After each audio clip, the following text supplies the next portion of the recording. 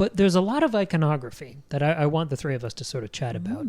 Viserys has a gold crown that falls off during this walk. And then later at dinner, he takes off his gold face mask. Yeah. And I think the difference between those two things, he's got a gold crown and a gold mask.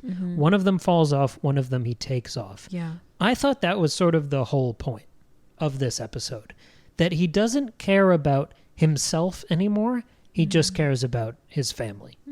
All the finery, to use that word from season 6 of Game of Thrones, all that's falling away. Seeing the cobwebs on his little historical model of old Valeria there, and then him saying that line, "I will not cloud my mind. I must put things right." Right. Like, as tragic and misguided and whatever else his reign has been, he's stuck. He doesn't know what to do to heal his family or fix his kingdom. But he's not preoccupied with comparisons of the past. We talked about him sort of worrying about how he would match up to his historical idols last time he was a main character. And he's not really thinking about the possibilities of the future. He defends Rhaenyra, but most of this episode is him trying to be in the moment, open-eyed, seeing all of his family at a table. From the moment he declares, "I'm going to have dinner with my family," it's then just staying alive until that happens. And I loved that there was a focus on the present for him, because so much of his storyline has been us looking forward for the rest of his arc, me wondering how he's going to die, and him looking backward. And it was so sobering to see this character live in the present. I feel like it was the first time he lived as king. Yeah, and that contrasts so heavily with someone like Vaemond or Corlys, who are obsessed with legacy and succession and all that. Like, Viserys is like, he named Rhaenyra 20 years ago. Like, he's all good there. He's no longer concerned about his legacy or how he measures up. It's just a present focus, which is nice, because that's something that I think we try to do a lot in our current lives. But even like his eyes kind of glazing over in a council meeting about what sort of tax to levy next. That's the reality of being king. That's the thing that undid Robert Baratheon, right? Is that sort of boredom. But the importance and power of the role, like what he does when he walks into that room and walks down that aisle and defends his grandson's right to Driftmark. That is also a kingly action. And I feel like this episode's the first time he lived that role to the fullest. Yeah. Versus like him failing to stab the deer. When he walked out, or when he walked into those doors for the first time, and he lumbers, was his cane a dragon head? It looked like that was like a carved. It was pretty cool. Yeah, it was cool. But like he lumbers across, and like he's bearing the entire weight of his reign as he walks through all of these people who have all but forgotten him. But the minute that he steps in that door, you get the feeling that everyone remembers, right? Like, as crazy and like grotesque as he looks, that outfit was cool. What he was wearing was sick. Like, he looked awesome. I mean, like that reminded me of a very like. So, if you've ever seen like a local production of Shakespeare, pretty much anything, right? Or even like a nicer one, that's what they'll do. They'll play with costumes and stuff, and they'll like put some twist on them, or give a character a different gait, give them some other attribute, right? Yeah. This really felt like that. This felt like something you would see at a very well done Shakespeare performance. Like this would be like the set piece for the entire show, right? This throne room kind of thing. But then the gravitas that he brings when he walks, those 20 or 30 feet to the throne, it's incredible, because to us, the audience, we know what it means. We know how hard it's been for him to be king. We know how hard it's been for him to live through this disease, but nevertheless, he presses on, because he goes and he does his duty. He knows that if he doesn't do something, it's all gonna fall apart in a way that he can't abide. And he realizes that he's been doped up, and he's sort of been phoning it in for the past 6 years as well, just sort of wallowing and letting everybody else do the job. But then whenever he finally is just like, you know what? I've had enough of this. It was really powerful to see him sort of fill the role again, and with his chest. Say it with his chest, right? Well, yeah. Like it was just it's so hard to even go into that in a meaningful way, just because seeing it happen sort of said it all. Yeah. Another thing I loved about that moment was the naming of him as soon as he opens the door, and the guy, because to bring it back to Daenerys, right? The number of times we heard Daenerys Targaryen of Stormborn, first of her name, King, whatever, like all the titles. We heard that 3 times an episode in the later seasons. What is the Roiner? Yeah, like we know, like the impact of all those names was so heavily diminished. I mean, it was the lady protesting too much. Like, it was so much like, if I say it enough, they'll think I'm the queen. Yeah. Versus doing it once with Viserys at like the most like physically weak and vulnerable point of his entire life. Doing it then, it had such a bigger impact when it's the first time we've heard it. Like, that was like, because we hear that with Daenerys so many times throughout the show that all those titles just start to mean nothing. Yeah. But it meant so much hearing it here for the first time. And I thought that was a really interesting contrast. And it also came at like the perfect time, because if Rhaenyra has been set up to be our POV character, right? That's the horse that we're backing.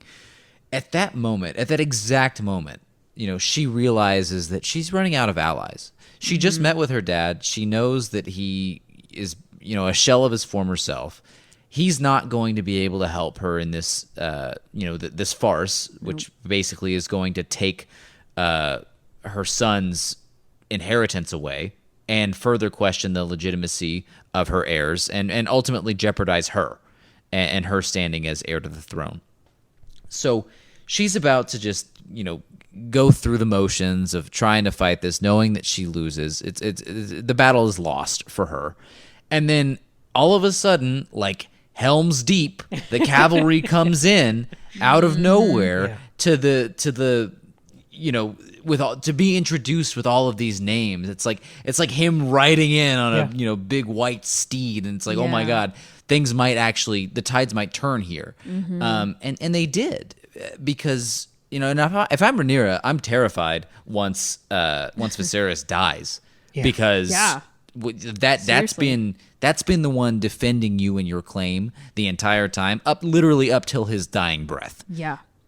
And it's sort of the tragedy of all of these people. I'm glad Maggie brought it back to Daenerys, because she was telling so many people she was queen instead of living it. It's that Tywin line of the king who has to tell people he's king isn't one. The fact that Viserys was a king the one time he stopped thinking about being king. Yeah. He earned his legacy when he stopped thinking about legacy. He wasn't a king in this episode. He was a dad. And that's why we love him. And that was the thing that gave him that power. I was thinking of the little subtitle for the Substack post. And usually we do this like 3 kind of silly words as little details from the episode. And I was trying to think of that, and it's not a goofy episode, so that wasn't kind of cogent in my head. And then I just wrote The Return of the King. Oh, nice. But that's what this is. Yeah. This is, he doesn't get that huge, he doesn't get to ride into battle like Aragorn. Like he bellyached about, would I be good in a battle? Would I be good riding a dragon into war? Yeah. We'll never know, but this was his moment. Sure. Well, and that's an interesting point about like the moment he stopped trying to be, like stopped worrying about being king, he was able to be king. Yeah. I mean, that's the same thing that's happening with Daemon. He's not worried about trying to seize power or like be this badass guy. He's just trying to be a good dad. I mean, it's or not brother. Exactly. It's Right. not nearly that pure or innocent, but you know what I mean? Like he's no longer trying to serve himself. He's serving the people he cares about in the way that he knows how. So maybe as a general question to throw to you guys, I asked a poll on Instagram, was Viserys a good king? And now that we've seen his whole reign, and we got a 62% yes. What do you think of that? I also completed this poll on my own personal page because I was scrolling. I was like, oh, okay, I'm put up a poll. I too completed this poll. Wow. Here, what did you say, Tristan?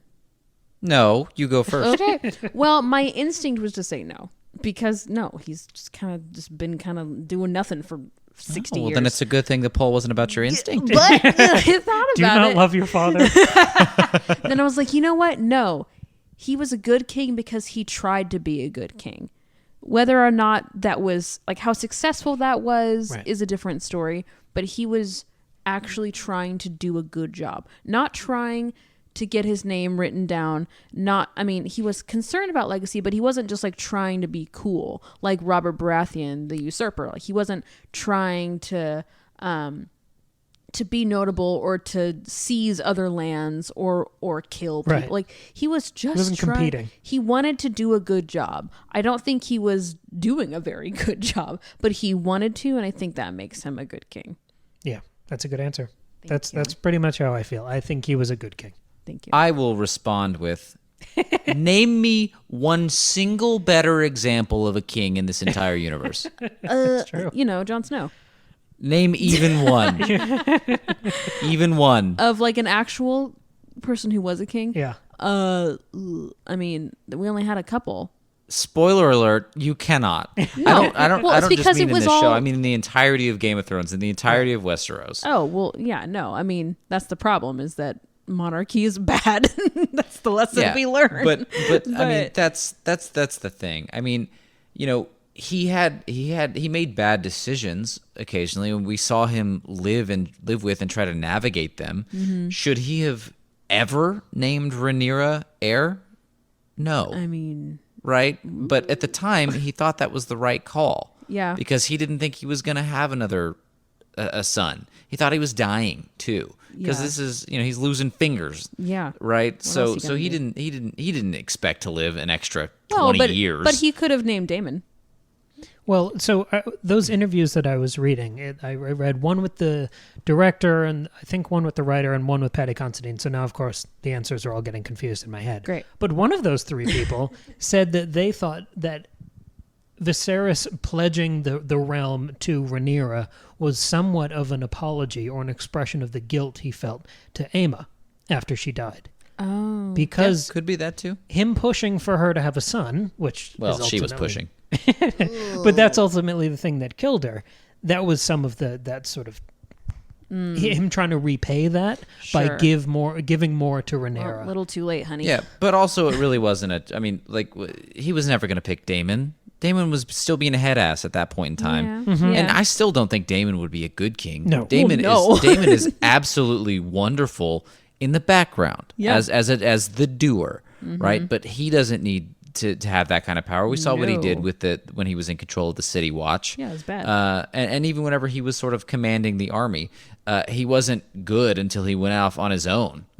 Right. Like he'd failed for years until he just decided to take matters into his own hands, individually.